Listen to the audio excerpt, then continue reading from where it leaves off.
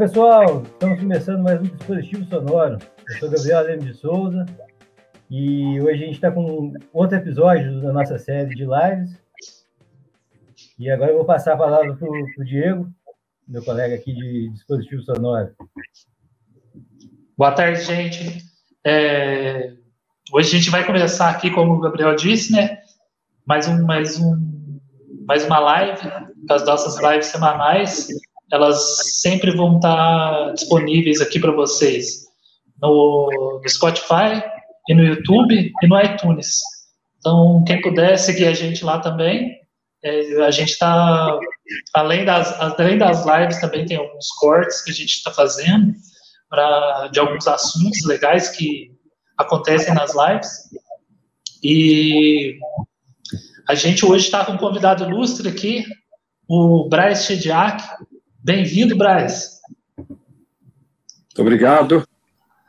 Boa tarde a todos. Braz, eu queria que você se apresentasse, falasse você mesmo sobre você. Sobre mim?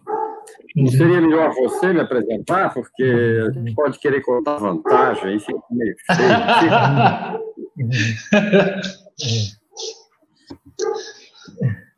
Eu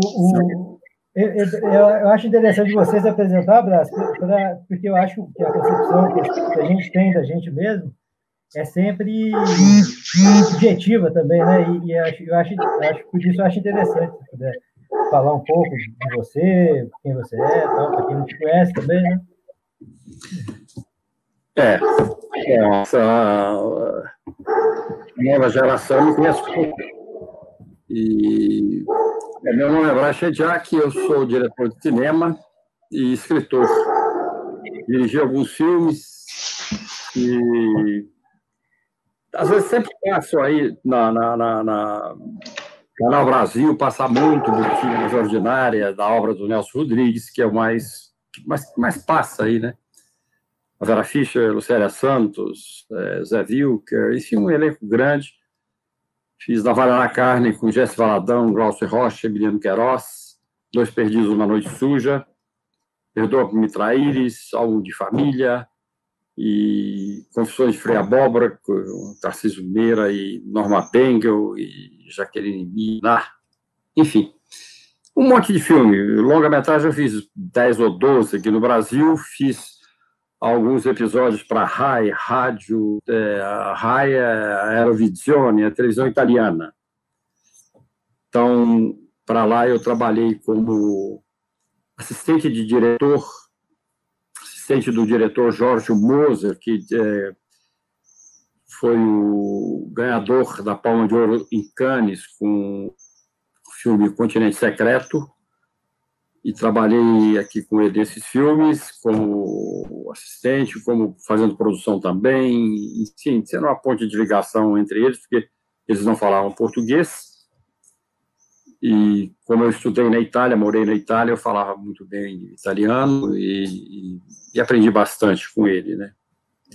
Depois comecei com teatro, né, fazendo o Conservatório Nacional de Teatro no Rio, trabalhei como ator em 2 peças. Depois fiz um filme, um filme contracenava com a Renata Fronzi. Era na época ainda da chanchada, com o Grande Otelo, Ronald Golias, e, enfim, aquele pessoal. Isso foi o meu primeiro trabalho. Em seguida, trabalhei numa peça como ator na Bipsa, trabalhei também numa outra peça do Valmir Ayala. Fiz... O que mais? Fui convidado pelo Nelson Rodrigues para fazer um personagem do... Toda nudez será castigada. Toda nudez. Mas quando surgiu esse convite, eu fui lá e já estava quase começando. Houve um problema com o diretor, mudaram o diretor, e eu achei que ia atrasar, e então eu fui trabalhar como assistente de direção em um filme. Eu preferi, então, fazer assistência de direção do que ser ator numa peça que foi uma belíssima peça dirigida pelo Ziembinski. Indiquei o ator, o Enio Gonçalves, que era um amigo muito querido nosso. O Enio foi uma pessoa que nós conhecemos juntos, era uma turma, não um grupo. E ele fez a peça, fez uma carreira belíssima no teatro, cinema, principalmente cinema. Ele era o alter ego aquele diretor de São Paulo, lá, daqui a pouco eu me lembro o nome, o pessoal de São Paulo eu conheço pouco. E fez uma carreira como autor, enfim, fez uma bela carreira. Então, e eu daí comecei no cinema e não parei mais. Eu fui fazendo... É porque na época eu reunia uma coisa que era muito difícil no Brasil, não tinha roteiristas, né? E então, como eu escrevia, para mim se tornou fácil, porque eu trabalhava no roteiro, depois eu fazia assistência de direção, fazia assistência de produção, fazia assistência de montagem. Eu queria aprender o mecanismo todo, né? E aí eu fiz um punhado de filme, Mineirinho Vivo ou Morto. Eu fiz A Onda do Iê, que foi o primeiro filme dos Trapalhões. Eu fazia o roteiro, o Renato Aragão era um garoto, ainda ia pondo as piadas lá. Só que as piadas dele eram engraçadas, muito engraçadas, mas eram circense, né? Então a gente tinha que adaptar aquilo lá. E fiz o filme também com a Vanderleia, aquele filme, um filme que a Vanderleia fez, né? Que era um roteiro inicial, era do Jorge Doria, um grande amigo, um vizinho meu, assim, vizinho de prédio, e eu gostava muito do Doria, do Fernando Amaral também. Eles fizeram o roteiro, então me convidaram para fazer assistência, eu li o roteiro e falei, isso aqui não dá para filmar, porque já está filmado. Eles copiaram o filme americano, caramba. E era verdade, copiaram mesmo. Um filme com a Doris Day e o Rock Hudson, chamado Leave Me, não, com James Cagney, chamado Love or Leave Me. Então, o produtor leu e foi ver o filme, ficou arrancando os cabelos lá, era o Jabas Barbosa, um ótimo produtor. Produziu Deus e o Diabo, produziu um monte de filmes, Irmão do Chacrinha. Então, ele me pediu que reescrevesse. E aqui tem um caso fantástico, eu nunca contei isso em live, é a primeira vez que eu vou falar. O Doria, que era muito meu amigo, um grande amigo mesmo, assim, quando, por exemplo, ele estava saindo com a namorada corneava ele, era como que ele vinha chorar as mágoas, entendeu? E eu a mesma coisa, entende? Só que saía para tomar uns porres e tal. Era um grande amigo, e vizinho, né? Aí, muitos anos depois, o Jorge Doria, eu fui fazer um trabalho em Pernambuco, e ele foi, e aí, à noite, ele me contou, sabe, meio ainda envergonhado, falou, poxa, Jack, aquele roteiro, o Manga me convidou, pediu que escrevesse igualzinho, que ele ia fazer uma paródia e tal.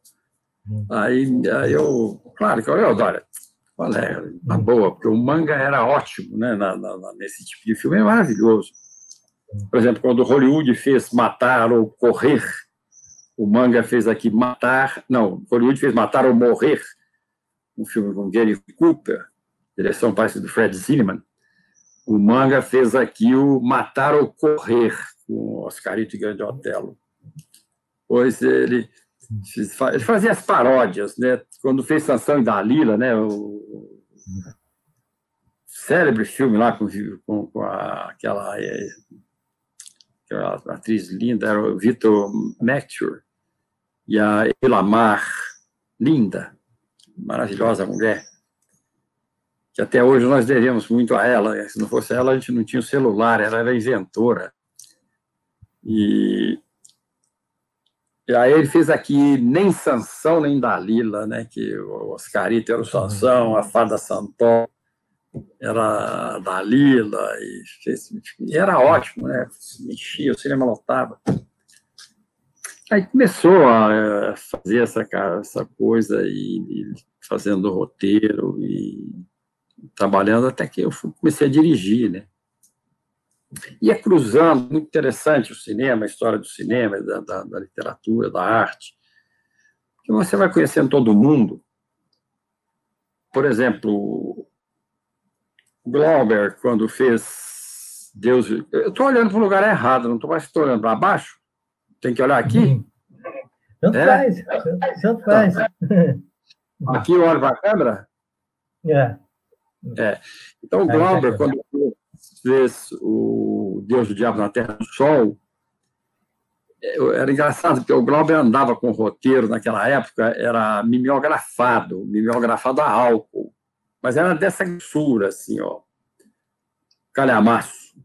E ele dava para todo mundo ler, todo mundo dava palpite, um pouco de medo, aquele menino, um garoto, assim, que... E ele me deu para ler aquilo. Eu falei, fui sincero, fui franco, eu sempre fui assim. Falei, ó, Glauber, tá grande pra caramba, vai dar 5 horas de filme. E conversamos, e ele escutava muito, era uma pessoa inteligentíssima, brilhante, o Glauber. E o filme chamava-se Deus e o Diabo na Terra do Arame Farpado. Depois é que ele mudou o título, Deus e o Diabo na Terra do Sol, que foi muito melhor, né? Então, a gente cruzava, né? Todo mundo frequentava os mesmos lugares, os pintores, músicos, compositores, era uma zorra aquilo. A gente ia tudo muito jovem, tinha uma ditadura militar, né? Que a gente tinha que enfrentar a censura, que ir lá e... Enfim, era um período muito difícil, mas, ao mesmo tempo, muito rico em exposição, em criação. Dali surgiram ótimos filmes. Eu mesmo assisti do Glauber o Deus e o Diabo, assisti o Terra em Transe, assisti o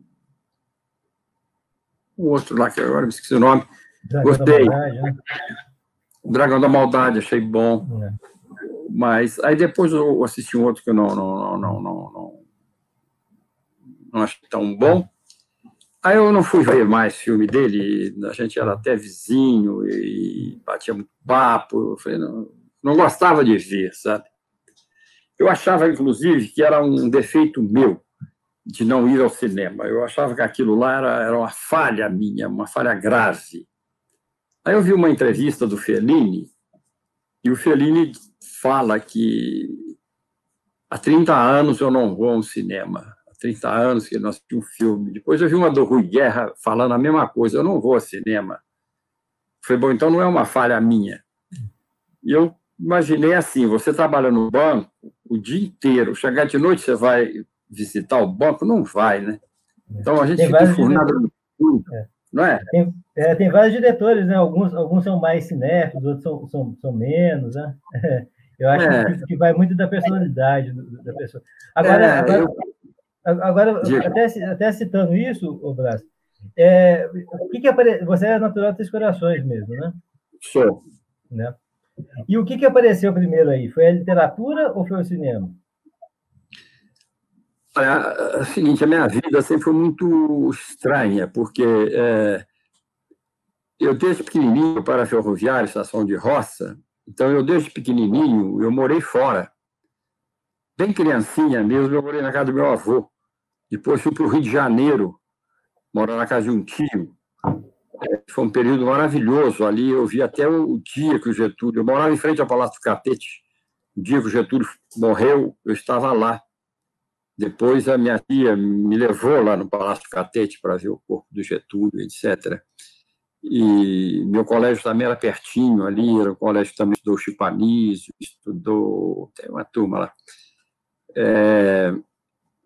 Depois fui para Três Pontas, entendeu? Que fiquei mais um tempo lá. E quando eu voltei para Três Corações, eu já era um rapaz. Já tinha 14 anos e durante todo esse tempo eu lia. Eu lia muito, muito, muito, muito. Mas também ia ao cinema. Eu assisti a primeira sessão de Cinemascope no Rio de Janeiro, no Cinema Palácio, o Manto Sagrado. Eu me lembro que eu fui na primeira sessão, sabe? Tinha uma fila gigantesca, assim, e tinha o cinema perto da minha casa, no Largo do Machado, tinha um cinema chamado Politeama, que o time do Chico Buarque chama Politeama por causa desse cinema, ele também ia lá.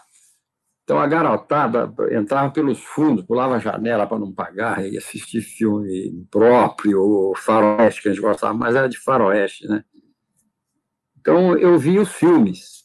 Agora sempre lia também, muita história em quadrinho, muito mesmo. Depois que eu já tinha meus 14 anos, 13, 14, eu já comecei a ler literatura. Aliás, com 12, eu comecei a ler aquela coleção Terra Mariar, que era uma coleção imensa, tinha mais de 20, 30 livros, que era maravilhosa. Tinha os livros do Jack London, do Mark Twain, enfim, era um livro de aventuras, né, para crianças. Isso eu li no Colégio de Três Pontas. Então, eu me tornei um leitor. Aquilo, para mim, era como se fosse uma fuga, né, de uma vida muito difícil, porque meu pai é ferroviário, não tem dinheiro. E quando eu criança, eu tive que vender laranja, janela de trem, pastel, para pegar um troco para ir assistir um filme ou comprar uma revista em quadrinho. Aquilo era um tipo de fuga. Três Pontas tinha um cinema muito bom chamado Ouro Verde, que eu ia assistia os filmes lá no domingo, que a garotada na época ia lá, tinha o Wagner Tiso, o Milton Nascimento, aquela turma de Três Pontas, todos iam lá assistir os filmes faroeste, né? Aquilo era muito bonito. Então, o Milton regravou a música lá, não sei como é que chama, Cavaleiros do Céu, me parece, né? Que lá ela era, na época, era cantada por um americano. Todo o filme faroeste ele que cantava. Depois foi regravada por esse grande cara country americano agora, e o Milton regravou em português. Me esqueci o nome do cara também, eu era garoto quando eu assisti. Quando eu ouvia esse sujeito que cantava nos filmes faroeste, Frank Lane.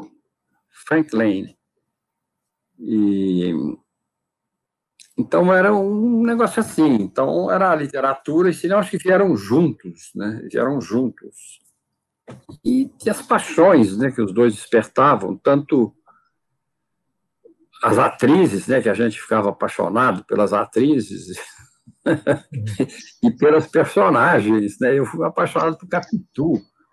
Imagina, eu já deixei de dormir por causa da Capitu, quando eu li o Tom Cadu, eu era criança. E até hoje eu sou apaixonado por ela, sabe?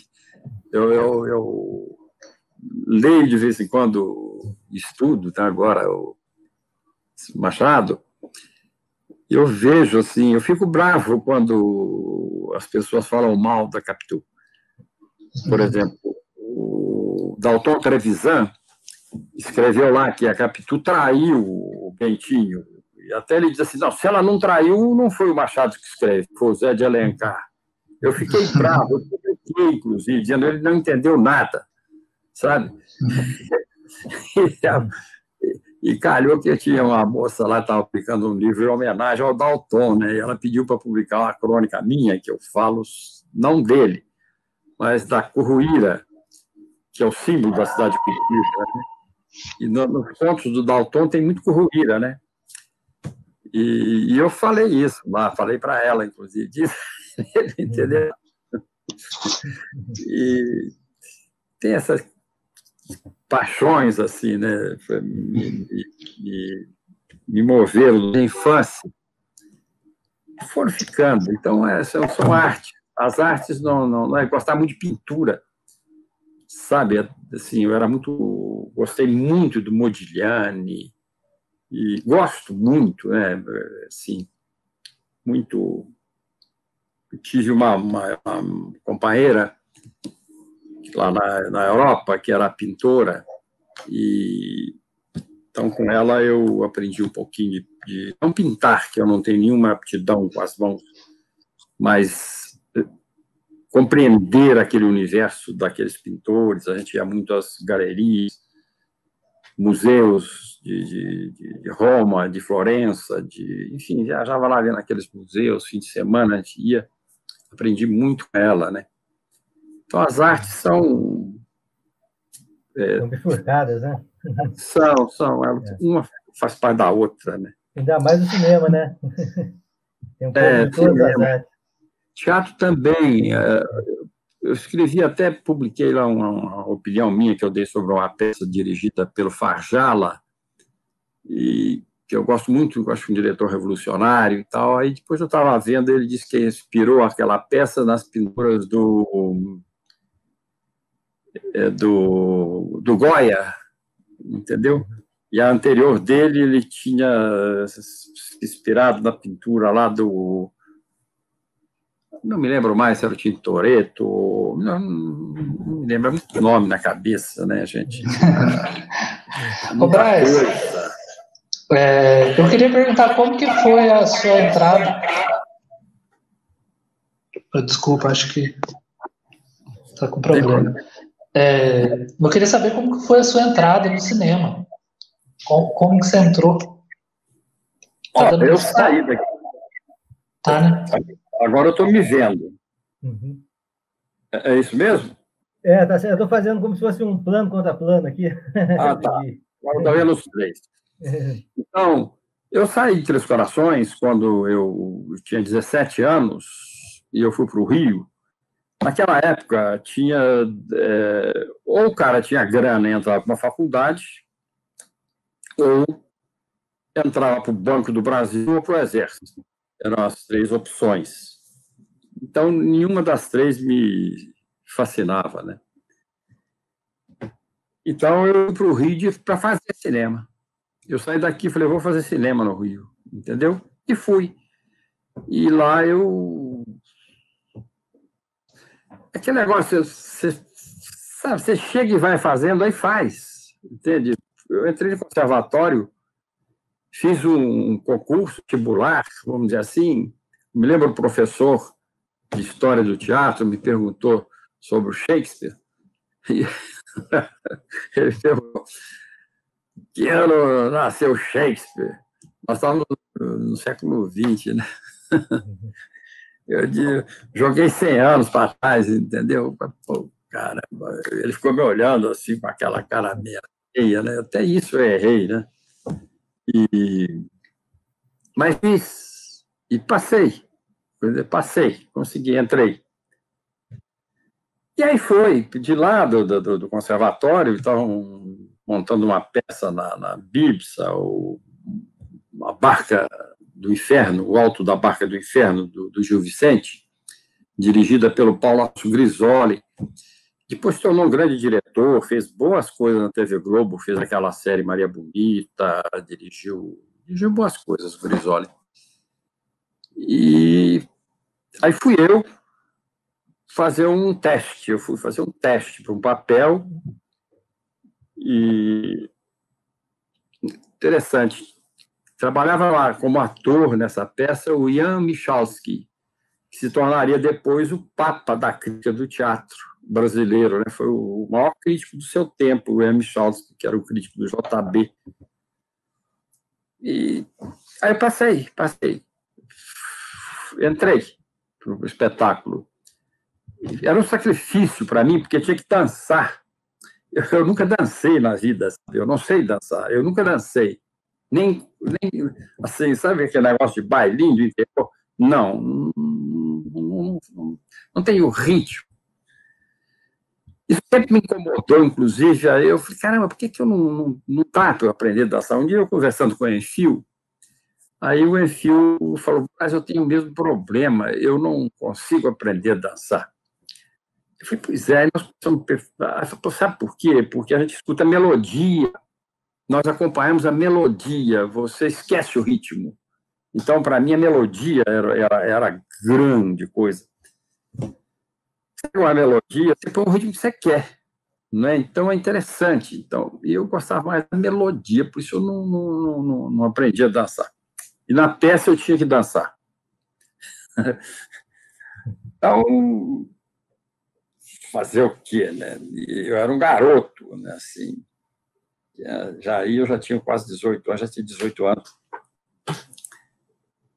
Terminou a peça, uma diretora assistiu o espetáculo e me convidou para fazer a outra peça, que ela ia montar uma outra peça lá, e a Cida Lacerda, e a Cida me convidou para eu fazer uma peça do Valmir Ayala, que eu faria um velho.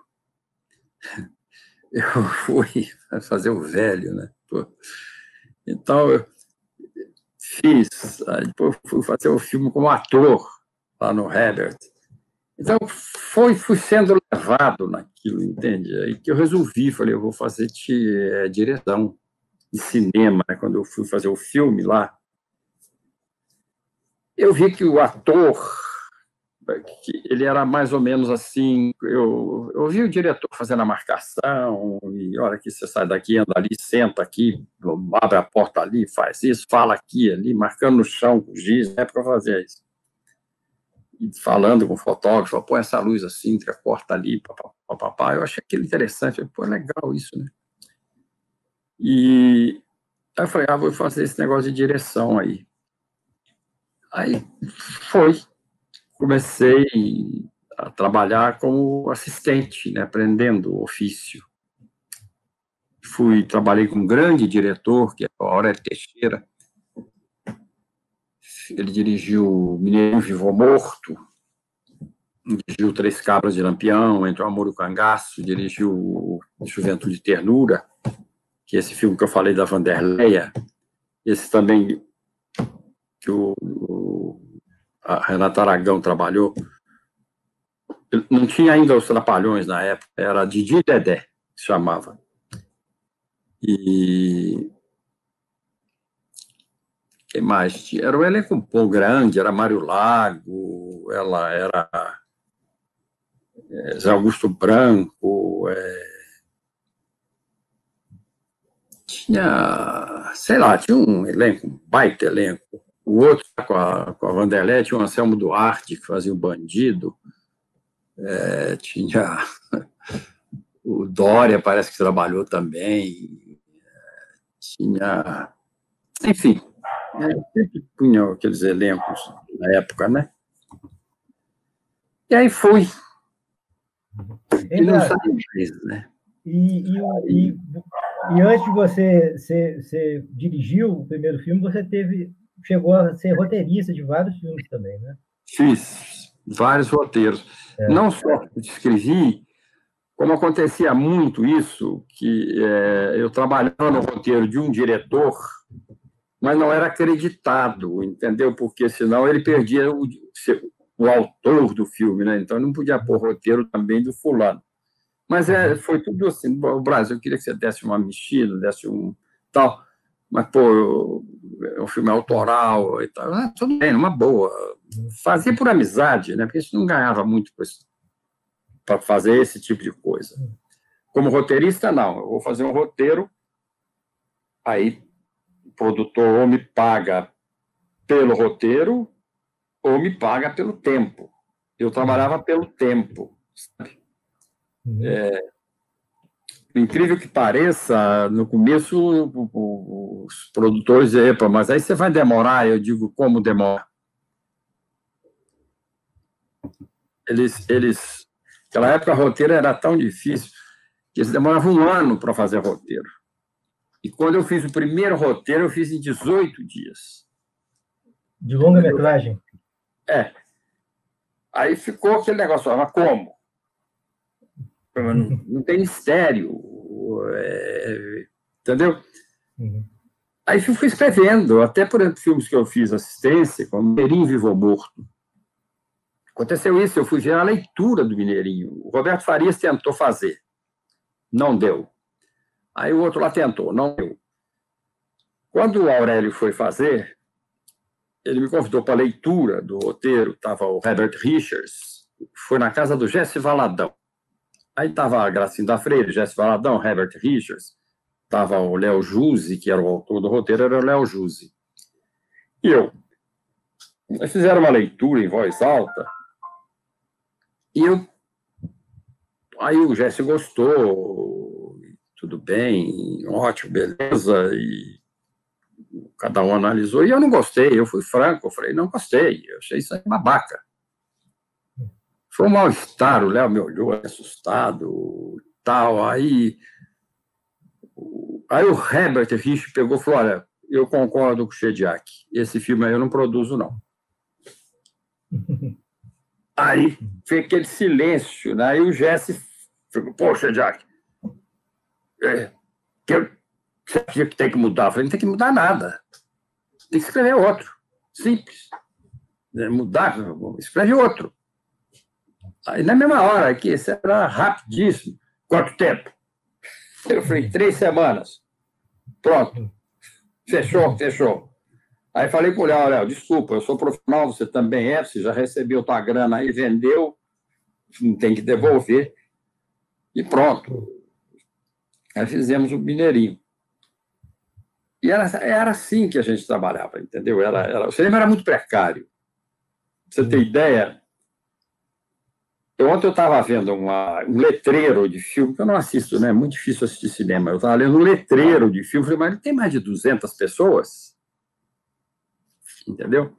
Sim. Então, naquela época, um filme, a equipe tinha que caber numa Kombi e o elenco noutra. Entende? Então, era 12 pessoas. Quando era superprodução, tinha 20 pessoas. E eu detestava quando tinha muita gente. Eu ficava bravo, assim,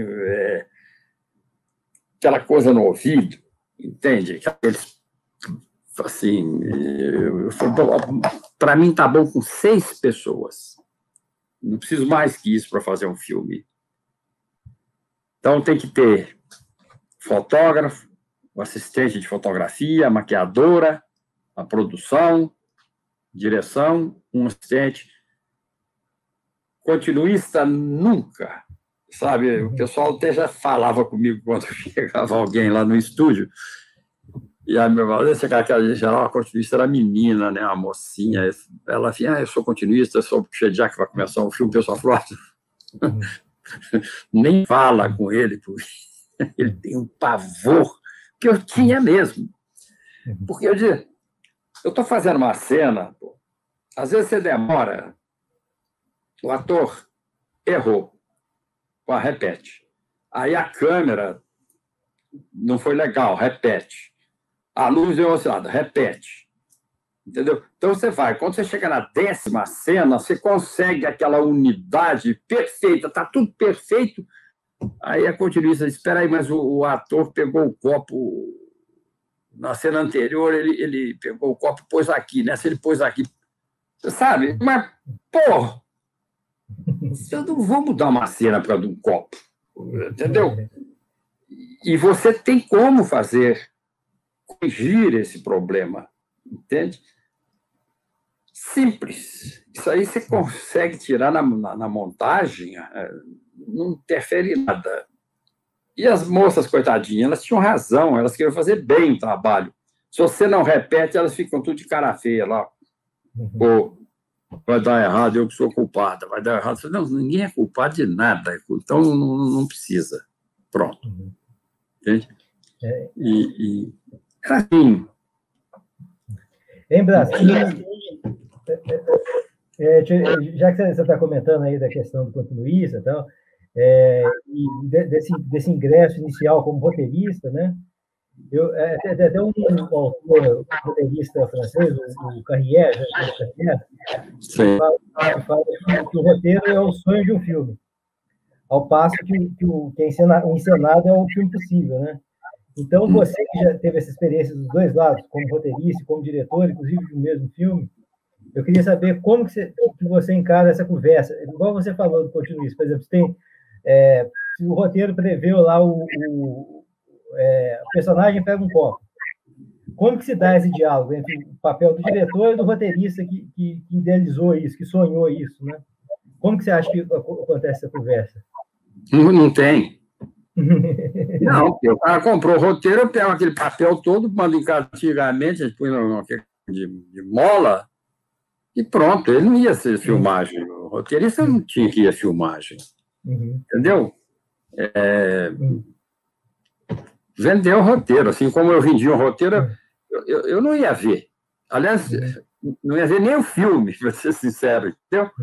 Eu vendia. E quando você escrevia mesmo, quando você mesmo escrevia, você seguia a risco o roteiro ou você experimentava na encenação? Não, é o seguinte, quando eu escrevi o roteiro e dirigia, é óbvio que se na hora que eu estou escrevendo, se eu for escrever uma cena passada aqui no meu quarto, eu sei que aqui tem uma mesa com computador, eu sei que aqui tem uma cama com uma bagunça aqui, ali está outra bagunça de livro, aqui tem folhinha, tem esses livros aqui. Eu escrevo aqui, que eu conheço esse cenário. Se for um cenário imaginado, eu vou ter que achar depois, tá certo? Aí eu tenho que adaptar aquele cenário que eu descobri depois, entendeu? E às vezes acontece, tem muito isso também, por exemplo, dá um exemplo, a Curra da Bonitinha Mais Ordinária. Ela é feita, a peça do Nelson, na Floresta da Tijuca. O Nelson participou do roteiro, então ela é currada na Floresta da Tijuca. Está até no diálogo da peça. Ela, quando viu uma notícia no jornal, 5 criolões currou uma menina na Floresta da Tijuca. Entendeu? No diálogo. Porque no teatro tinha que falar o local, né? Porque senão como é que o público vai saber? Porque dentro do palco não tem floresta. Aí eu fui ver. De repente eu falei, pô, filmar na floresta é muito ruim cá para nós, né? É horrível. Pior coisa do mundo. Né? Porque, primeiro, a luz, tudo escuro. Né? Aquela coisa. Para você iluminar uma floresta, você vai ter que levar refletor, vai levar um gerador. É horrível, horrível. Não gosto de floresta. Floresta eu acho lindo, assim, para ver, etc. Mas para filmar, não. Aí eu não sei o que aconteceu, que eu fui ao Detran, no Rio de Janeiro, e passei no cemitério de automóveis. Aí eu falei, puxa, que cenário maravilhoso, caramba! Aí eu pensei, falei, caramba, aquela menina começa aquela curra, talvez ali comece uma decadência, né? É um símbolo de uma decadência moral daquela família, etc, etc. Que é mais decadente do cemitério de automóveis? Né? Falei, caramba, é aqui mesmo. Transferi na mesma hora. Falei, pô, é aqui que eu vou fazer. Mudei lá e paf. Aí eu tinha outro problema. E, pô, para fazer lá naquele cemitério, que estava meio árido, a luz batia naquele carro, esquentava pra caramba. Eu falei, vou meter uma chuva aqui, né? Aí eu chamei a produção e falou, pô, uma chuva, eu quero filmar na chuva. Então, filmei na chuva. Coitada da Lucélia. A Lucélia Santos sofreu muito, coitadinha, porque fazia uma cena, entrava uma gota d'água na lente. Então, vamos repetir. Ela tinha que secar, trocar vestido, secar cabelo, refazer a maquiagem. E os atores que contracenam com ela não eram atores profissionais, só tinha um que era profissional, mesmo assim, meio não era bom. Eles, na hora que jogam, assim, eles não jogam cinematograficamente, eles jogam para valer. A primeira jogada já começou a sangrar as costas dela aqui. Eu falei, nossa senhora, vou matar a moça, mas o que eu vou fazer? Tem que terminar. Sofreu muito. Mas a cena ficou muito boa. Teve um crítico na Itália que ele disse que foi a cena mais erótica que ele viu no cinema, entendeu? Em termos mundiais. E aqui no Brasil teve um jornalista, o Chico Sá,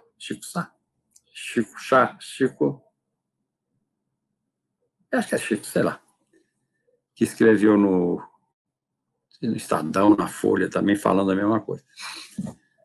Então, você muda de acordo com o que você... É que bate na hora, às vezes bate na hora. Eu gosto de ambientes. Assim, todos os meus filmes, você pode ver que tem uma chuva. A chuva me toca muito, né? Assim, desde criança, quando chove, eu mudo meu temperamento, assim. Põe chuva. aquelas... Foi nesse filme...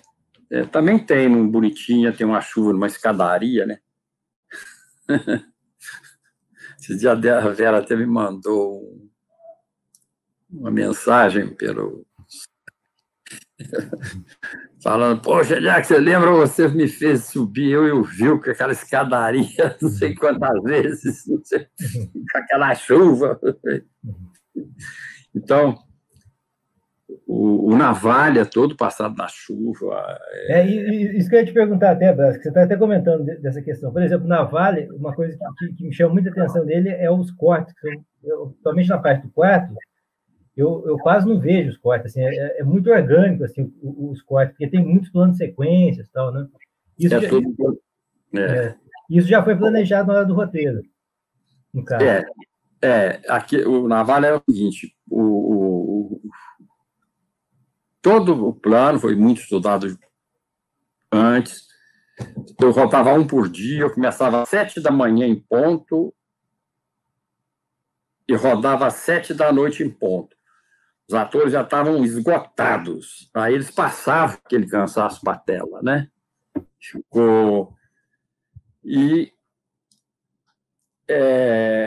Ali você ainda sabe os cortes, percebe intencionalmente, porque o Hitchcock tem um filme chamado Festim Diabólico, que ele usa a técnica, claro que foi antes de mim, né? Eu usei depois dele. Ele usa aquela técnica, só que quando ele dá o corte, o personagem passa na frente da lente, então você pensa que o filme inteiro não tem corte.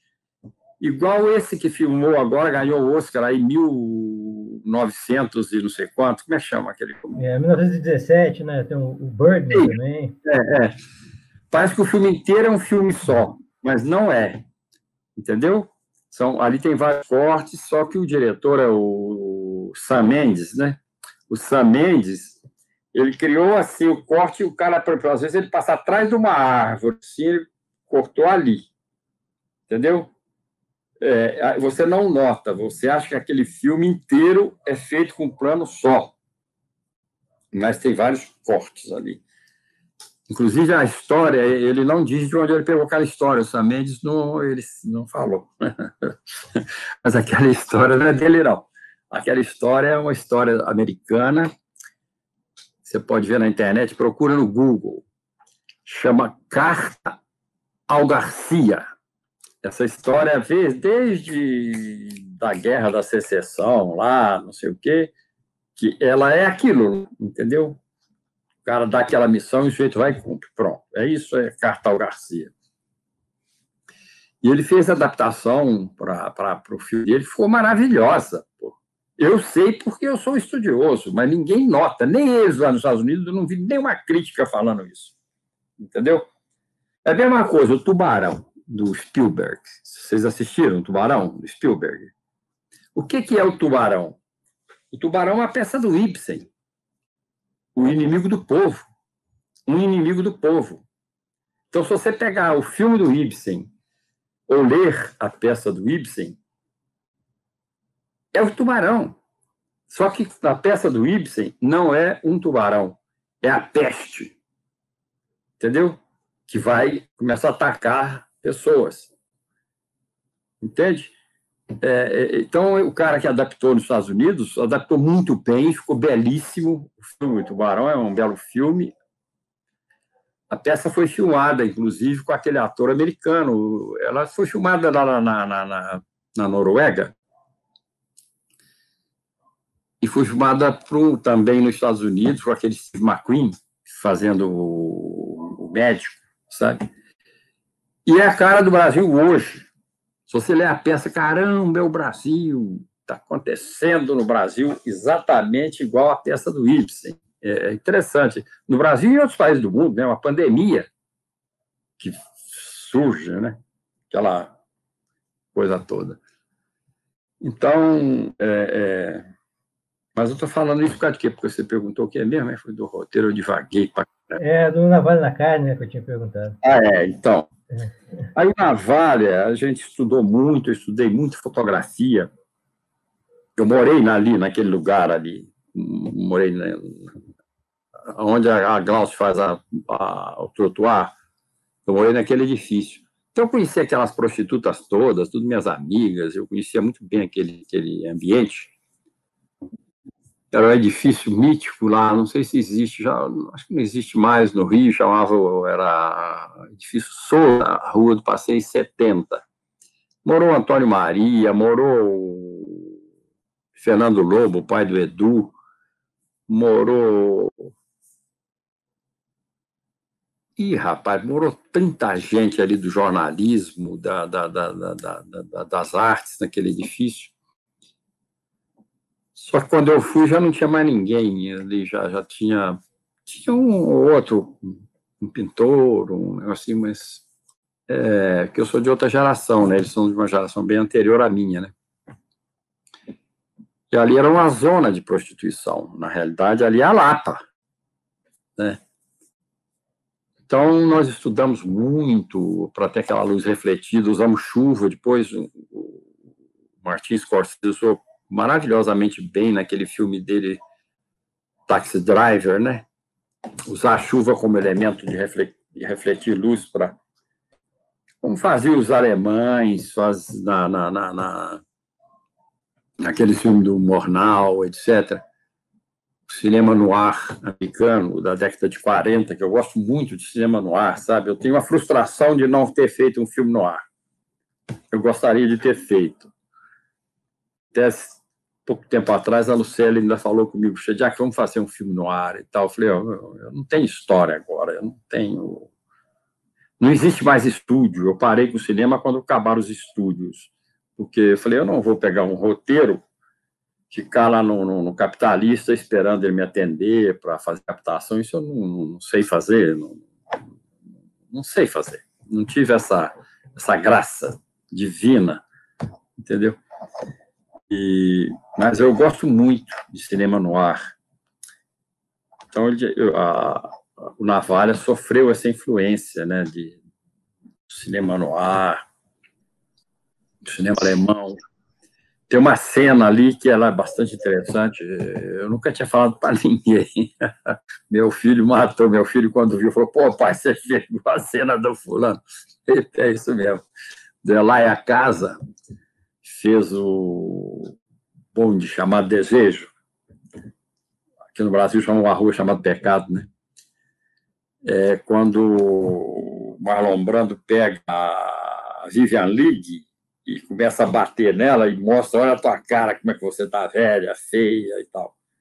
Eu usei essa cena. Não igual, claro, até porque era outro espaço e tal. Mas isso não tem a menor importância, porque uma vez eu estava tendo um papo com o Rubem Fonseca lá no Rio, a gente foi tomar um chopp, e ele falou, Shediac, o Fassbinder vê seus filmes constantemente. Eu falei, então tá. Depois eu fui ver o filme do Fassbinder, eu falei, caramba, mas tem muita coisa do Navalha nesse filme, entendeu? Aí uma amiga minha que tinha morado na Alemanha, tinha trabalhado lá, artista, ela me disse a mesma coisa, falou, poxa, o Fassbinder usa muito teus filmes, assim, ele vê teus filmes. E o que isso chama... Os escritores são mais metidos à besta, então eles falam, não, é porque ele tem a... Antigamente eles diziam, tem um autor de cabeceira, que é o autor que você é influenciado, né? Então, por exemplo, o nosso Machado de Assis, o Essa de Queiroz, o Nelson Rodrigues com Dostoiévski, enfim. Você pega o Nelson, vários personagens do Nelson, ele tem assim cenas absolutamente idênticas às de Dostoiévski. Você vê, por exemplo, no Bonitinha Mais Ordinária, ele tem um negócio, o cara, o cheque, fala, você tem moral? Então rasga o cheque. Ele olha aquele cheque, 5 milhões, pô, que é isso, né? Ele fica com aquele cheque, né? Isso tem no Idiota, do Dostoiévski, quando o príncipe Mishkin vai visitar a casa lá da prostituta da Svetlana, e ela começa a conversar lá com outro cara lá, que eu esqueci o nome agora, o nome russo é fogo de você guardar. E aí ela pega um monte de dinheiro assim, e o cara fala, eu tenho moral, eu não sei o que, você tem moral? Então pega o dinheiro e joga na lareira, né? E a cena é a mesma, entendeu? Aí lá os caras queimam a mão, né? E pega. É quando o príncipe fica, epa, o cara se revelou. E no bonitinho ele faz o Edgar queimar o cheque, né? No Beijo no Asfalto tem uma cena muito bonita quando o Arandir chega em casa e a Thelminha tá todo mundo acusando ele de ter beijou o cara na boca, aquele negócio todo, e ele pede água para a Dália, né? A Dália pega a água, ele olha a água e diz, água linda, né? Então, é a mesma coisa, o Raskolnikov, quando mata as duas velhas lá, que ele chega em casa, ele pede a água. E aquela mulher, que também é apaixonada por ele, a criada daquela casa, leva a água, ele deita e levanta, água linda. A mesma frase, mesma situação. Não quer dizer nada. Não plagiou, não copiou, que ele leu tanto, ele gosta tanto que está na cabeça. Às vezes ele está... Pois ali, de repente, cara, outro já, pô, é gênio, cara, gênio. O Nelson é gênio, ele faz o que ele quer. Não é verdade? Ninguém contesta, cara, porque não pode contestar Nelson Rodrigues. É um cara que eu acho que o Brasil precisa muito do Nelson Rodrigues. Ele, se hoje estivesse aqui, ele estava fazendo uma anarquia, entendeu? Porque eu não sei se vocês sabem, né, que o Nelson ele foi maldito, né? A esquerda detestava o Nelson porque ele era reacionário. E ele se dizia, eu sou um reacionário. Ele era anticomunista, apoiou a ditadura. E a direita detestava o Nelson. Dizia, como? Ele mostrou a podridão ali. A filha do banqueiro é prostituta, a filha do industrial pede uma curra. Ele rompeu com a pureza da alta sociedade, mostrou aquele podre. Então, a direita e a esquerda se concordavam para esculhambar o Nelson, né? E hoje ele está atualíssimo, né? Eu sinto muitas saudades do Nelson, assim, das posições dele, das atitudes que ele tomava, né? Sem medo, não tinha medo, e um gênio, né? Mas é isso. Agora fala de vocês. Esse blog é blog? É um podcast, né, Brasil? Assim, agora a gente está fazendo também vídeos, lives. Um programa de conversa, né, que a gente consegue dialogar, né? Dialogar. Agora o Diego tinha uma pergunta para fazer para você. Vai lá, Diego. Eu queria saber como que é você fazer cinema numa época que foi tão efervescente, assim, uma geração tão contestadora, né? Como toda geração deveria ser, né? Subversiva, assim. Olha, na realidade, teve uma turma que era mais contestadora e etc., né? Que era o Cinema Novo. Eu não fiz parte do Cinema Novo, entendeu? A gente... Então, o Cinema Novo... Falar, pô, você fez o filme comercial. Aí o pessoal do filme comercial disse, pô, você é do Cinema Novo. E ficava, um me acusa de lá, outro acusa de cá. Então, eu não fiz parte da geração deles. Eu era muito amigo, assim, do Glauber. Eu achava o Glauber até hoje, um cara... O Glauber era tão meu amigo que um dia eu me lembro que eu fui à praia com a minha mulher, aí encontro com o Glauber, fomos andar. Aí ele me deu o braço, sabe assim, como os casais davam o braço, ele gostava de andar de braço dado. A minha mulher falou, pô, vocês parecem duas bichas, pô. Ele era muito carinhoso. Então, Eu gostava muito do Globo, tinha muita amizade, eu gostava muito do Leon, finíssima.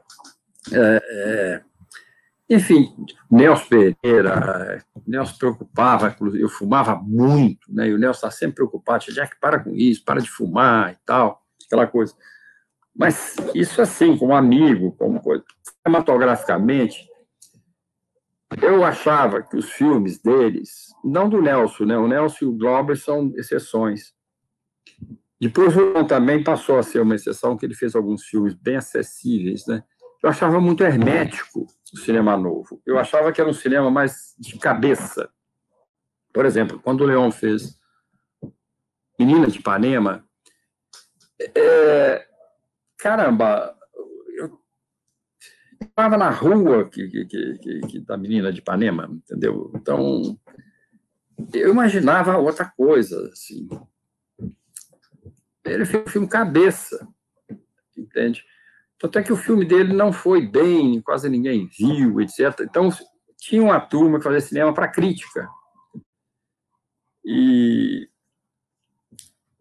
interessante, é uma coisa bastante interessante, que a história ainda vai indagar, não eu, mas eu penso que todos os diretores, principalmente de cinema novo, que eram da esquerda radical, todos eram financiados pelo governo da ditadura.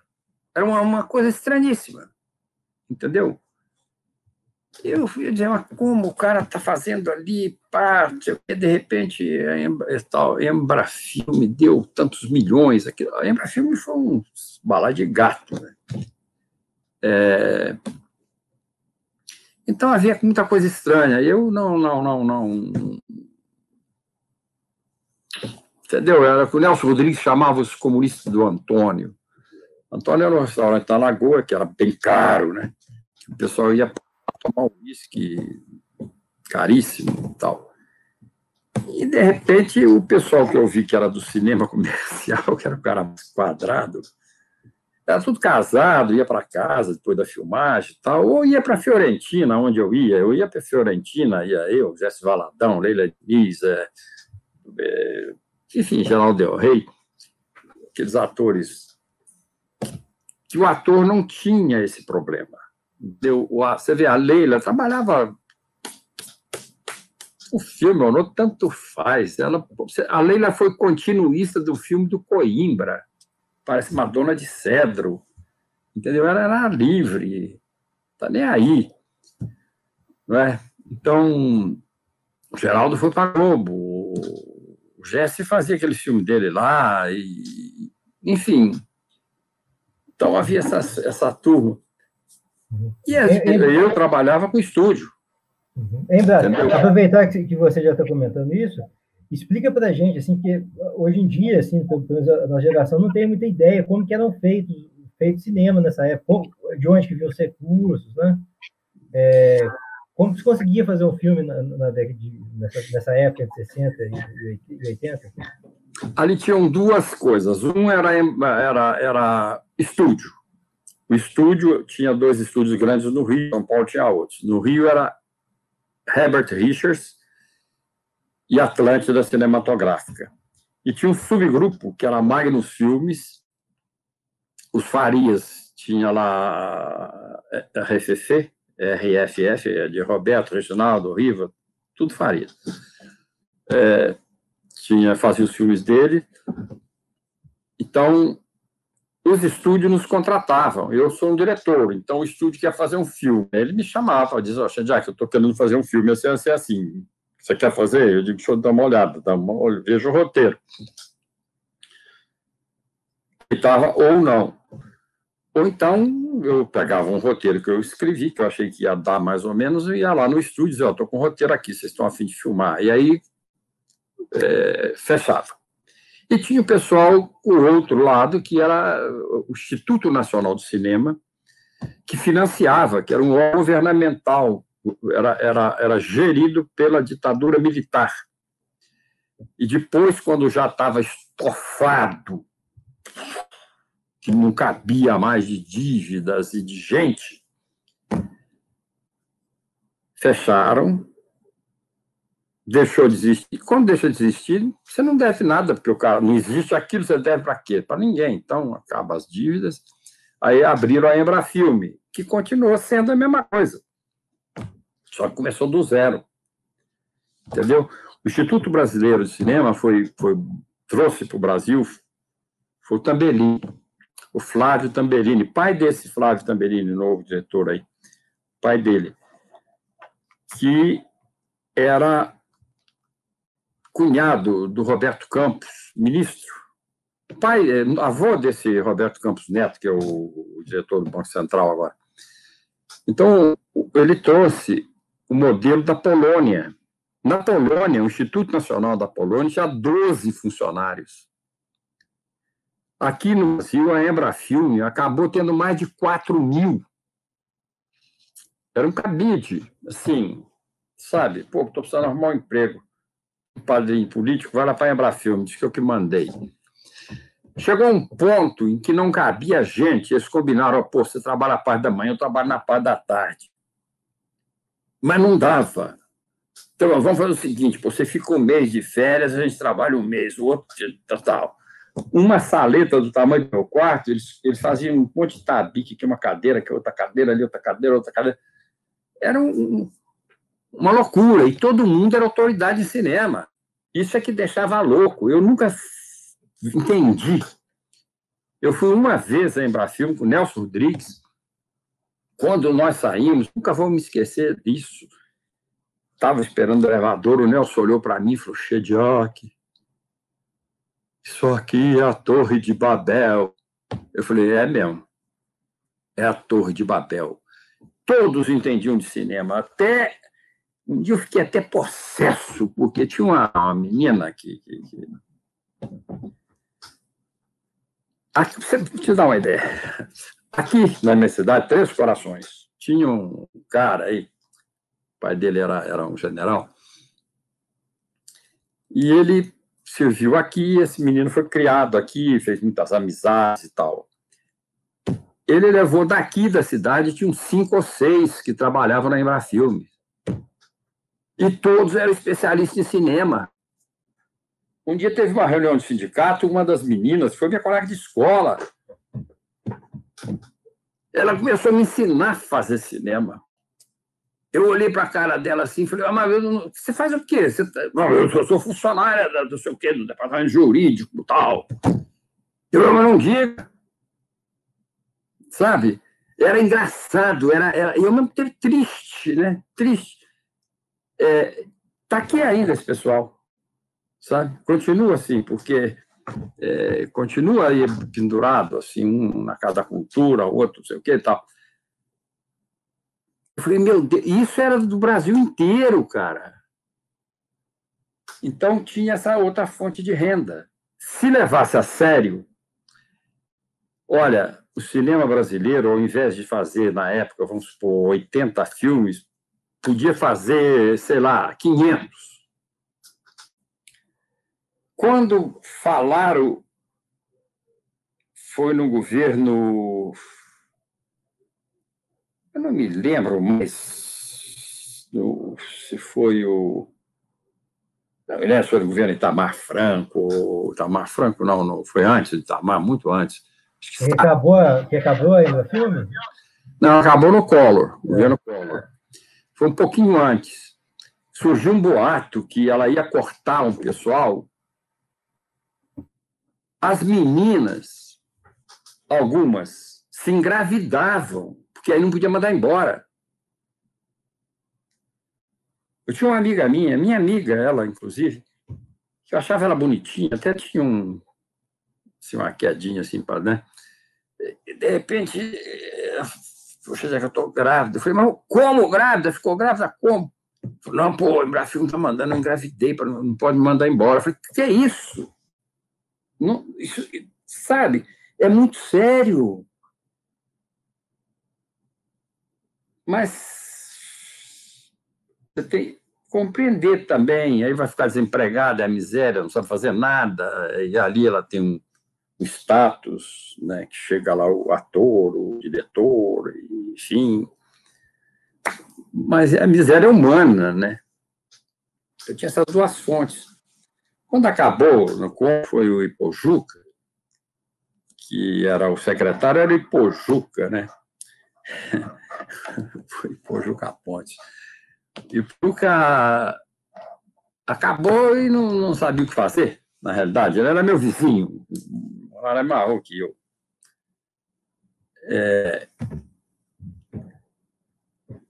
Aí depois entrou um outro, não sei quem foi, que criaram a Lei Rouanet, né? Que deu certo, foi uma excelente lei, é uma excelente lei, entendeu? Mas acabou só, não abriram, não fizeram indagações, não entraram ali e ver, poxa, esse cara aqui deve 200 milhões, caramba, esse aqui pegou 50 milhões, aquele lá está 20 anos fazendo filme, nunca pagou. Então, e você não pode, cineasta é igual cachorro, um briga com o outro, né? Aí, quando um cachorro de fora passa, todo mundo vai em cima. Entendeu? Aquela coisa assim. Então, você não pode chegar lá naquele pessoal. Eu era independente, eu estava nem aí e tal. Então, eu falava, discutia, às vezes ficavam bravos, me xingavam. É que se dane, caramba. Aí saía, enfim. Ô, Brás, para a gente não tomar muito mais do seu tempo, eu queria fazer uma última pergunta para você, para a gente poder encerrar. Eu queria saber um pouco de como que a censura controlava, né, dessa época e qual eram as implicações para o mercado do cinema.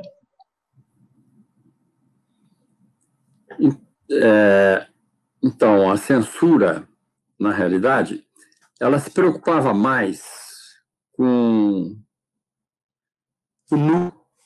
costume, né? Eu acho que isso é uma tendência. Você vê que hoje o Bolsonaro se preocupa mais com os costumes, né? Assim, não pode ter nu, não pode ter homossexual, não pode ter... Enfim. Então, ela preocupava muito com isso, entendeu? Cenas de sexo, palavrões e etc. E ela cortava, era muito... Ou então uma pregação ideológica explícita, porque eles não entendiam esse biologismo, entende? O censor era muito burro. Então, eles não entendiam. Se você tivesse um filme completamente de esquerda, mas usando assim parábolas, ou enfim, eles não iam entender nada, né? Sim.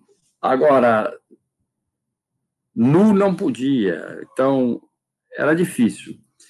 Tentaram fazer a censura prévia, alguns diretores chegaram a mandar roteiro, aí nós protestamos, gritamos e falamos, pô, não manda, ninguém vai mandar roteiro, nós vamos fazer o filme. Aí faz o filme. Aí o produtor ia lá. O produtor ia e conversava, e havia corrupção também. Tinha corrupção, tinha um escritório assim que resolvia os problemas, entendeu? Custa tanto, pá. Aí o diretor de cinema, presume-se, ele não é totalmente burro. Ele só é burro de ter feito cinema, mas quando ele faz, ele já não é tão assim, né? Então, eu sei que vai cortar essa cena aqui. Então, eu vou fazer uma pior. Entendeu? Eu vou fazer uma que essa aqui vai ficar ingênua perto. Entende? E já deixava ela de acordo para cortar, porque se corta aqui, vou lá e tiro o som. Está tudo preparado, eu preparava tudo na sala de montagem. Entendeu? Então, passava, aí o censor mandava, corta aqui, não pode, não sei o quê, vinha. Às vezes não dava para fazer isso. Por exemplo, no Navalha na Carne, eles mandam cortar alguns diálogos. Quando o Vado chama a Neuza Sueli de você é uma, não sei o que, sua puta sem calça. Corta a palavra puta. Falei, porra, aí não dá.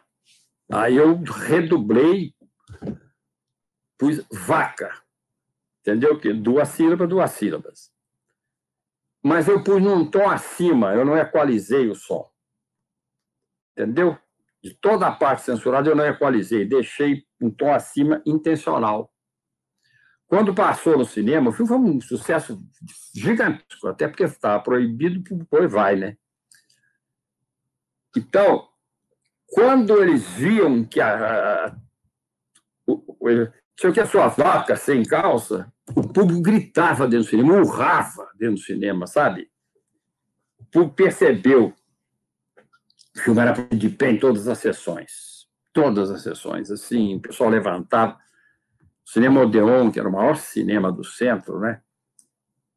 Que já é um cinema que o pessoal da classe mais, assim, mais humilde, né? Aquele pessoal que vem do subúrbio e tal. Eles jogavam laranja na tela, assim, quando o Emiliano Queiroz entrava, deixa ver. E havia uma confusão.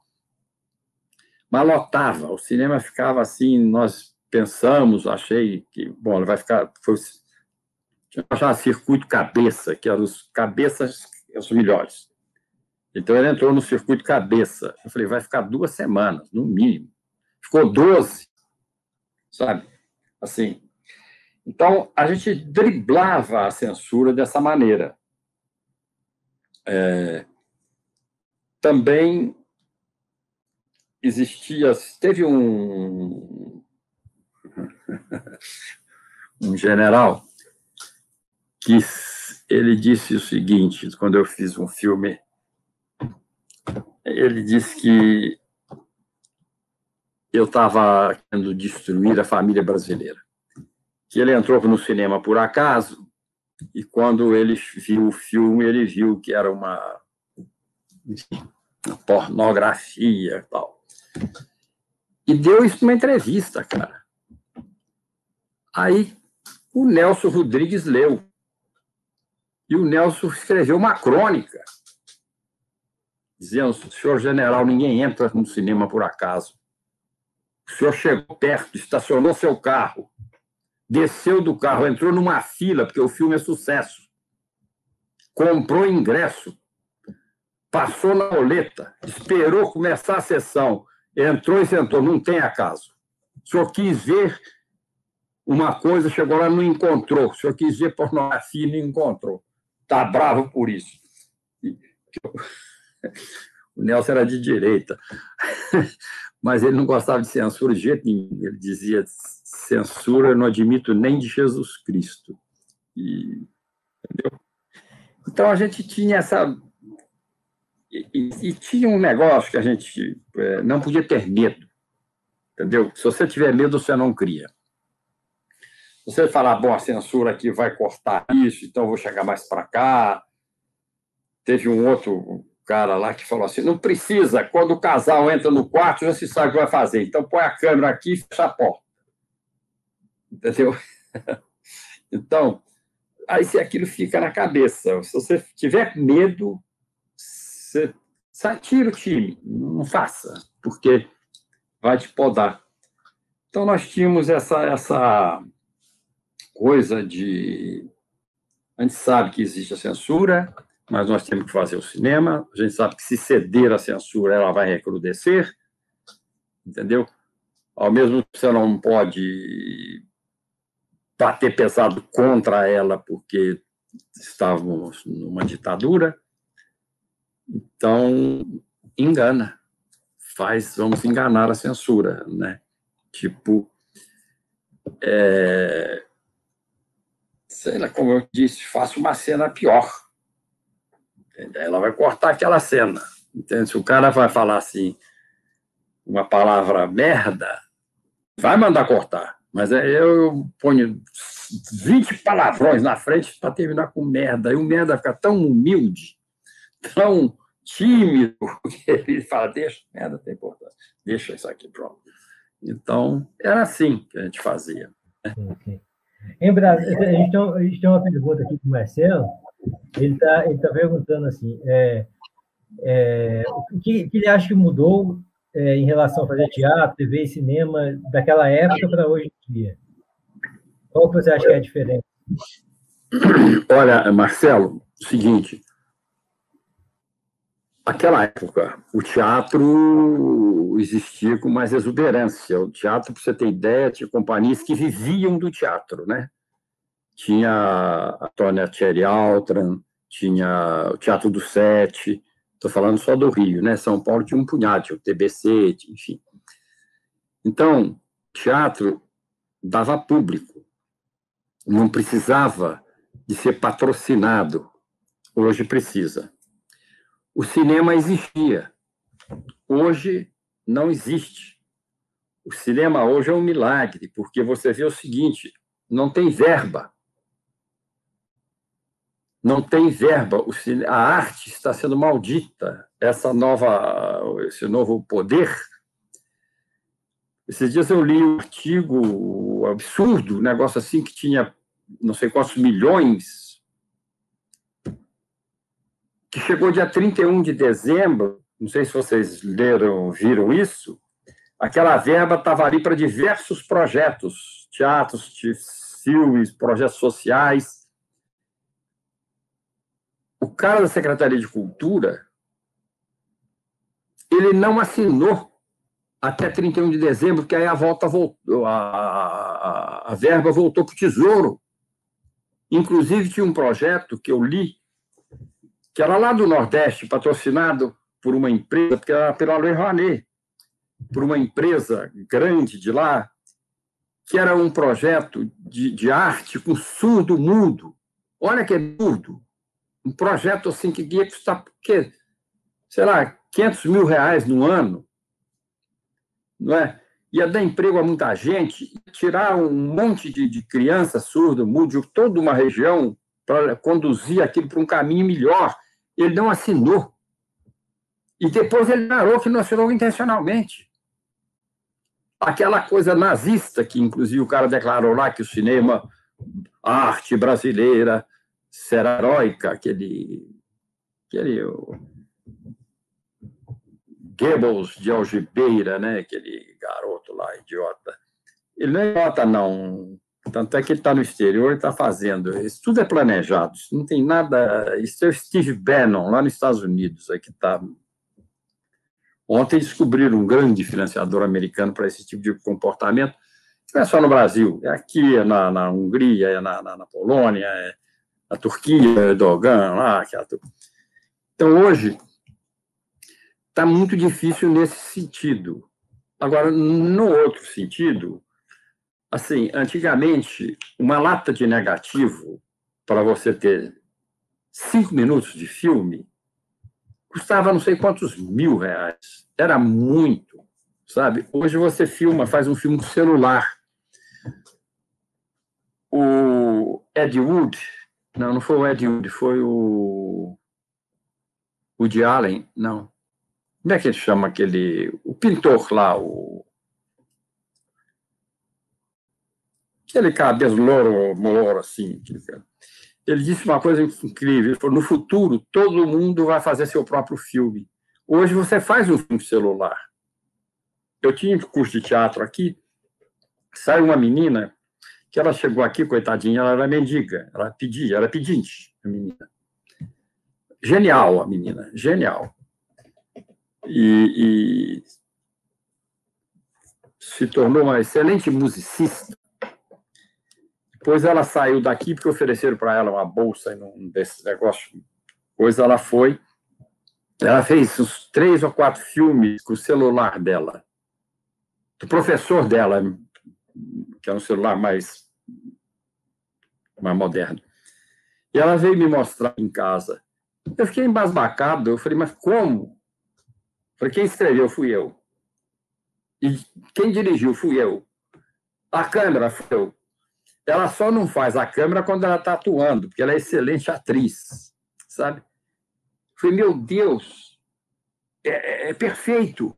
Ela não ficou a dever nada a vários filmes, entendeu? Até encontrei com ela agora, que ela está aqui novamente com a pandemia, conversei com ela, mas ela passou aí numa faculdade desse negócio de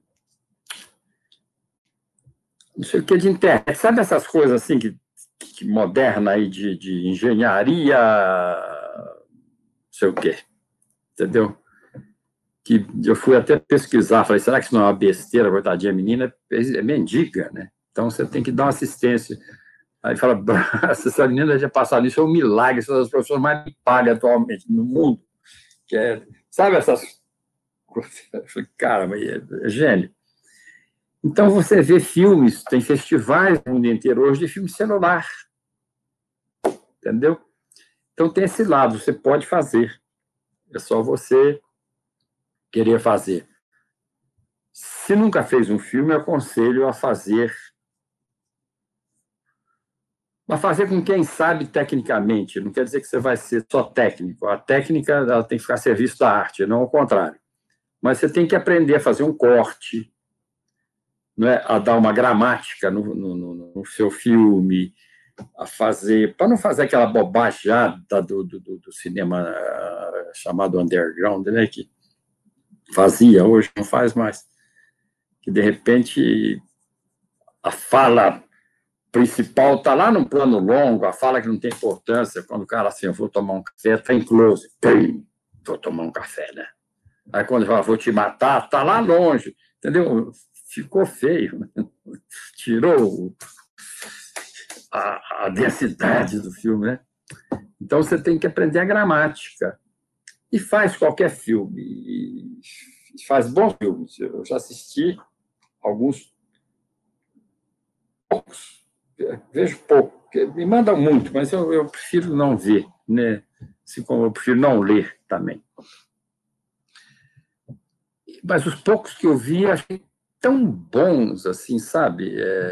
Então, eu acredito também que vai acabar esse período. Eu espero que em 1922 nós vamos mudar o governo e nós vamos ter um governo que apoia as artes. Aí os jovens artistas, os velhos artistas... Não, eu que já estou com 80, né? Estou já quieto. Então, até é interessante esse negócio de idade, que eu vou me vacinar.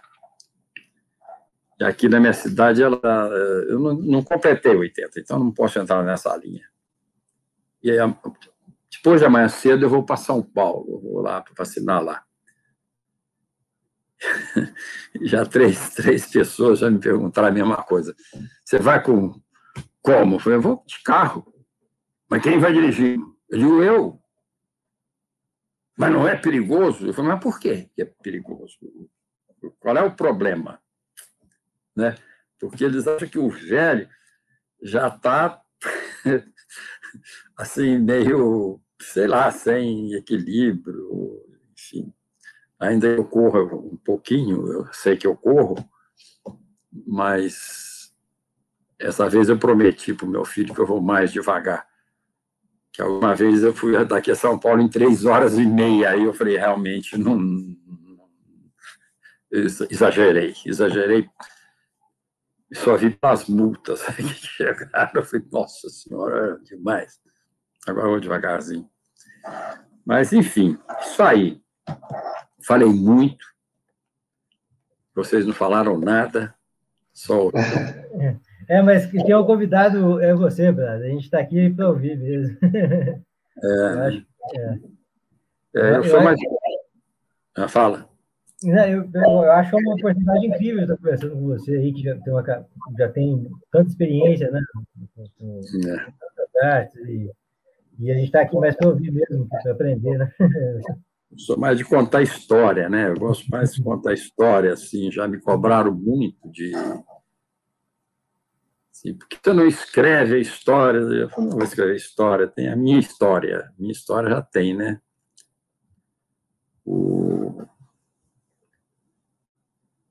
Esqueci o nome. Aquela coleção Aplauso lá de São Paulo, né? Fez aqui a minha biografia, mas fez até aquele momento, já passaram 20 anos, 15 anos, sei lá, então esse ficou um período assim, que isso vai se perder, eu perdi toda a minha biografia pictórica, porque a minha casa no Rio pegou fogo, sabe? Então, eu estava aqui em Três Corações quando meu filho ligou, pai, está pegando fogo. Eu falei, cai fora, né? Tira o time, cara. Bom, aí ela pegou, queimou tudo, desabou, rapaz. Caiu. Assim. Então, livros, tinha livros incríveis, uma biblioteca boa. Tinha muita foto, eu tinha uma coleção assim, do cinema alemão, rapaz, uma coisa valiosíssima, estava num álbum que eu achei dentro de uma lixeira no centro do Rio de Janeiro, cara. Eu estava passando ali um álbum, assim, eu falei, um álbum dentro da lixeira, dá uma olhada, pá, olhei, era fotos. Depois eu levei no consulado, os caras falaram, pô, fantástico, eles queriam até ficar, eu não deixei. Eu falei, não. É meu. Perdeu tudo. Perdeu bilhetes. Assim, todos os meus roteiros se queimaram com anotações. Aqui a atriz olha para a esquerda, aqui ela olha para a direita. Sabe, assim, coisa de diretor, né? Mas só também, o resto não teve... Ninguém se machucou, ninguém se feriu e perdeu a memória um pouco. Eu gostava de lá porque ali eu fui vizinho do lado, assim, morou, né? A Tônia Carreiro e o Cécio, o filho dela, era meu parceiro, meu amigo de muitos anos. A gente contava muita história dali, daquele pedacinho, de quando ele era menino, a tartaruga que ele tinha, enfim, essas coisas mais... E ele perdeu tudo. Enfim. Mas foi só papel. Isso aí. É uma pena, né? Devia ter bastante uma parte boa da história do cinema brasileiro perdida ali também, né? Perdeu, e não só minha, né? Porque tinha assim o primeiro roteiro do Glauber, eu tinha uma cópia com anotações dele. Eu tinha anotações dele. E por incrível que pareça, um pouquinho antes, eu estava na minha biblioteca, a minha biblioteca era imensa, sabe, assim, gigantesca. E eu estava lá mexendo caixa, papel, anotações, roteiros, fotografias, bilhetes de namorada, de atrizes, sabe, tinha um diário incrível, cara, tinha um diário, não vou falar o nome, de uma socialite famosíssima no Rio de Janeiro, que era o diário do amante dela, entendeu? E ele cita a sociedade do Rio inteira.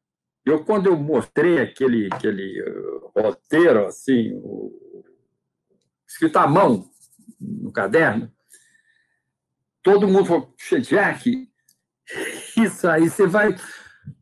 causa um pandemônio no Rio. Eu falei, então, por isso mesmo, não guarda num lugar que ninguém vê, né? Mas para o futuro, daqui a 100 anos, vai se saber as tramóias, né? Ali, aquela coisa.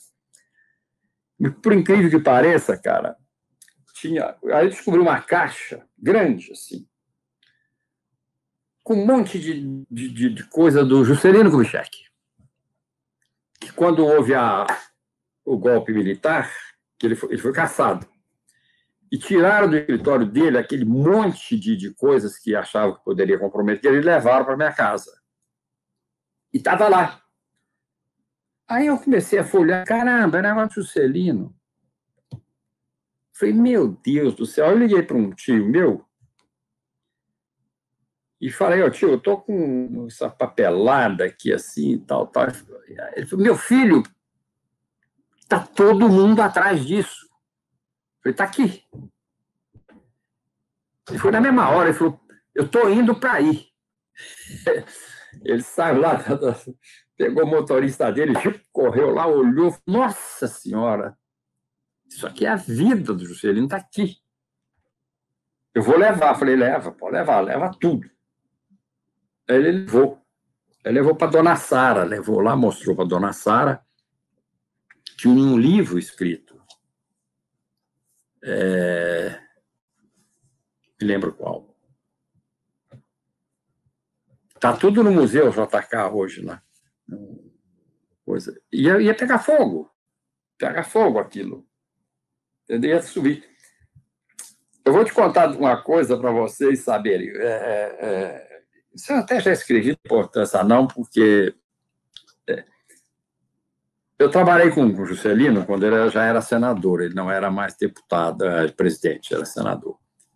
Eu cuidava um pouco do acervo dele, de quadros, livros e um monte de coisa.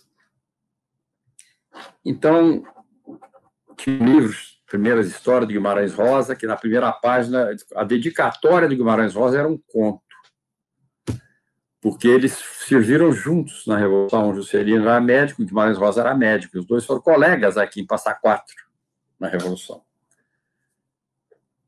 E quando a seleção ganhou, a seleção brasileira, eles deram de presente para ele era o presidente da República, uma réplica banhada a ouro da taça Júlio Rimet. E uma bola, a bola que ganharam a Copa, toda ela com autógrafo de todos os jogadores.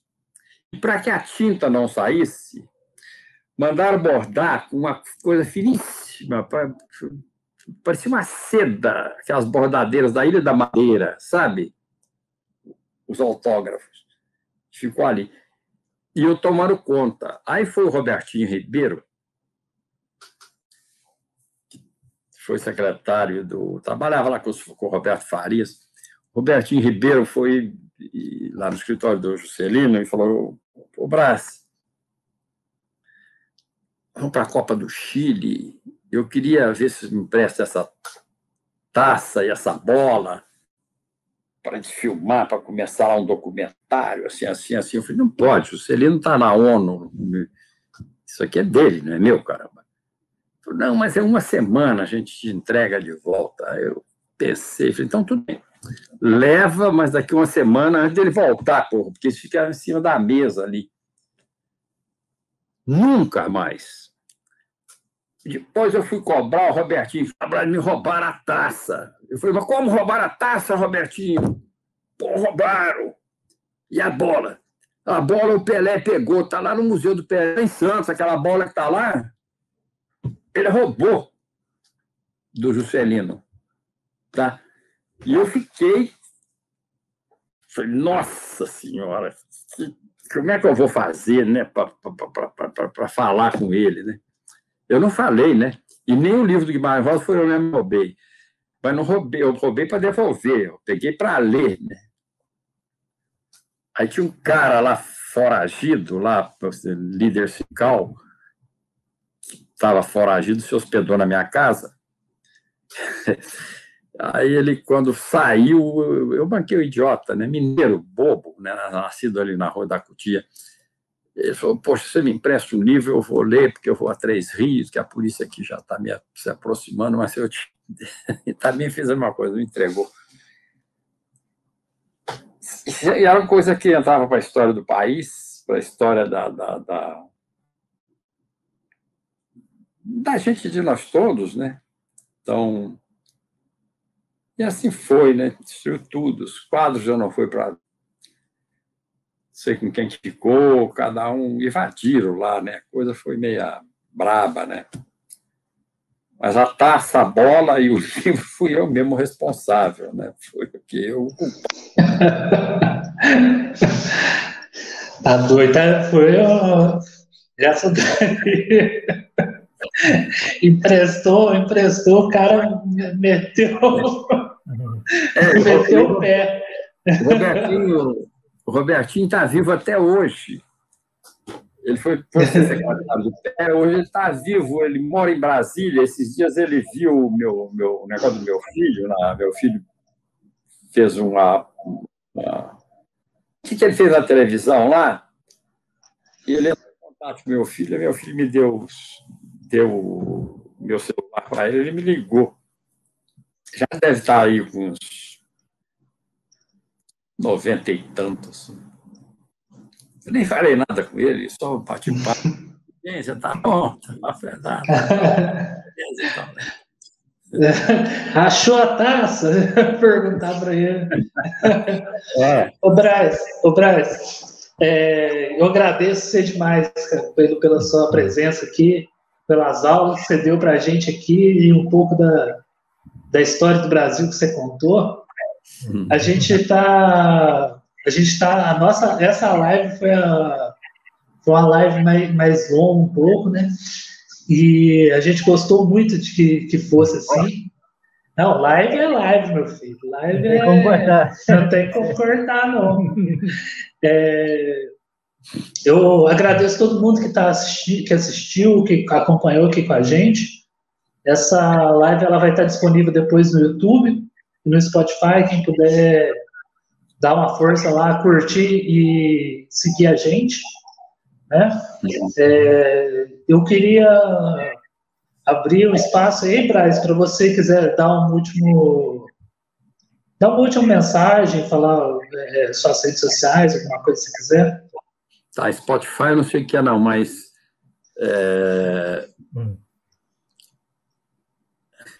aliás, eu já vi negócio com o meu filho, tem um Spotify lá das músicas dele, né?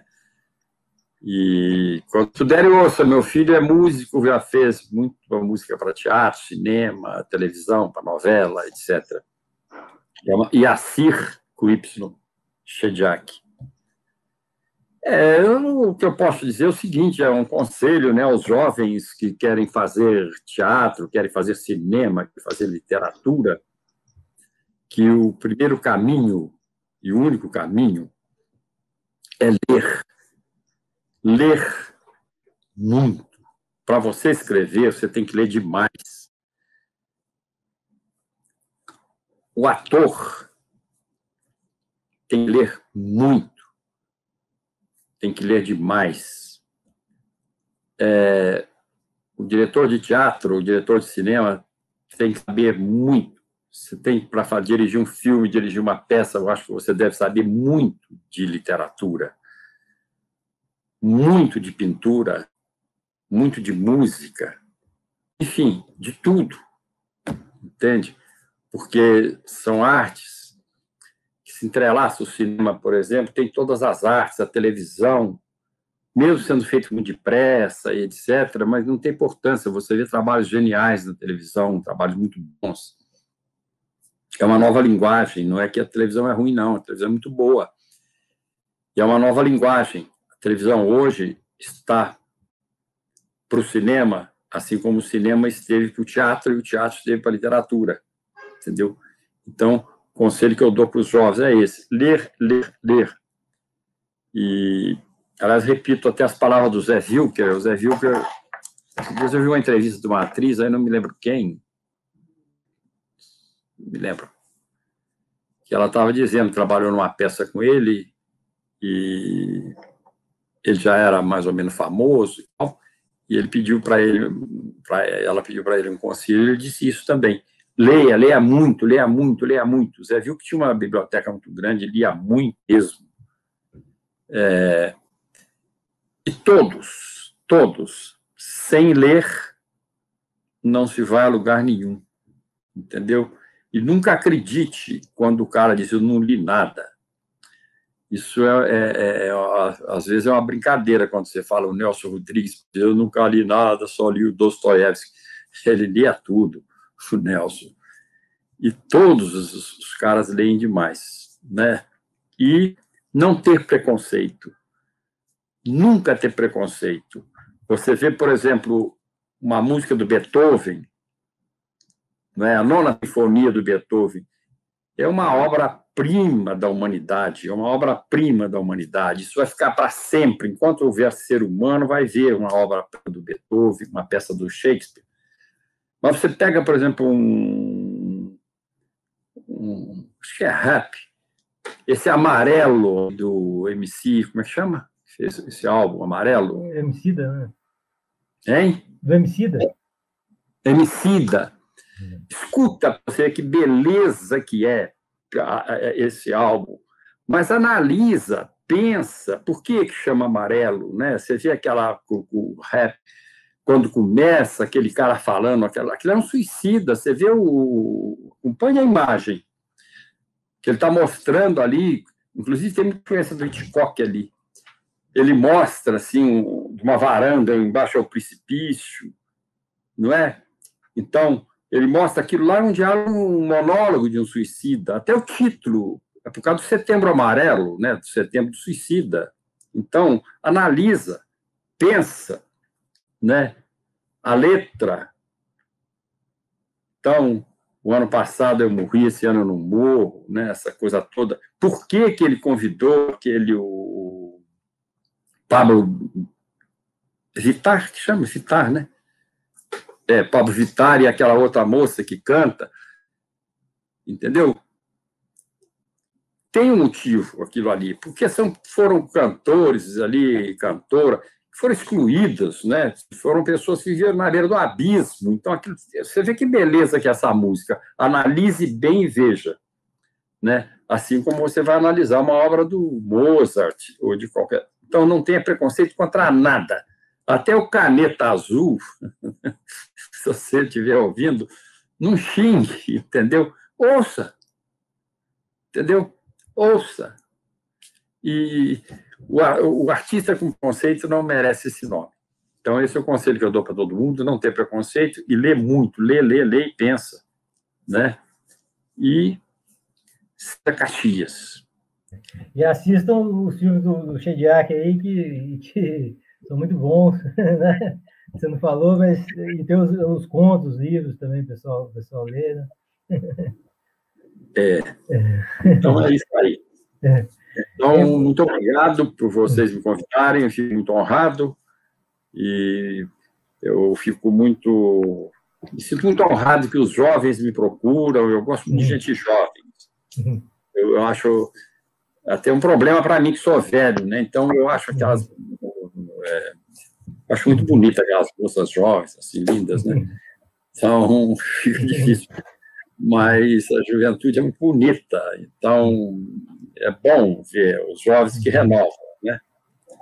Isso é importante, tá bom? Um abraço aí para você. Obrigado, Brás, obrigado, pessoal aí que esteve assistindo, para quem vai assistir depois, ouvir depois também, né? Depois na internet eles vão vendo, às vezes eu publico uma coisa de 1915, aí me manda mensagem hoje. Eu li hoje aqui. Tá nas nuvens. Tá aí, tá na rede, né? Na rede. Então tá bom. Tchau, pessoal. Tchau.